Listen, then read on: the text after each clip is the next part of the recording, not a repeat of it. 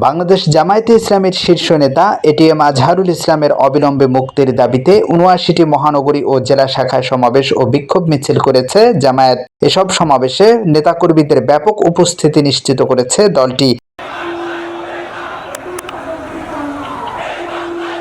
গত ৫ আগস্টের পর প্রথমবারের মতো কোনো নেতার মুক্তির দাবিতে দেশব্যাপী এ কর্মসূচি পালন করল জামায়াত। ঢাকা সহ সারা দেশের ৭৯টি জেলা ও মহানগরে একযোগে এ কর্মসূচি পালন করেছে দলটি।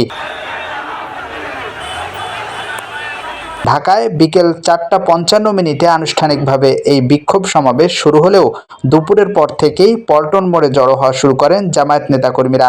ঘরে বসেই ট্রেড করতে চান? তাহলে আমরা দিচ্ছি তার বেস্ট সলিউশন। মার্কেটের সব প্রয়োজনীয় তথ্য জানা থাকলে বিনিয়োগের যাত্রা হয়ে ওঠে আরও সহজ। তাই আপনার সফলতার সম্ভাবনাকে কাজে লাগাতে ডাউনলোড করুন দেশের number 1 trading app EFT fast. এক পর্যায়ে ৪টার আগেই উপস্থিতি পল্টন মোড় ছাড়িয়ে বিজয়নগর, নাইটিঙ্গেল মোড় ও আশেপাশের এলাকায় ছড়িয়ে যায়। পল্টন মোড়ে ৩টি খোলা ট্রাকে অস্থায়ী মঞ্চ বানিয়ে এই সমাবেশ অনুষ্ঠিত হয়।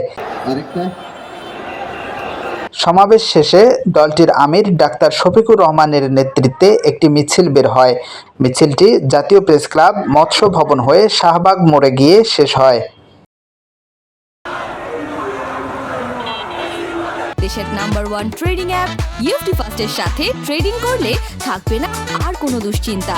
সকল তথ্য ও প্রয়োজনে আছে আমাদের অনলাইন সার্ভিস। তাই জেনে বুঝে বিনিয়োগ করুন ইএফটিসিএল এর সাথে।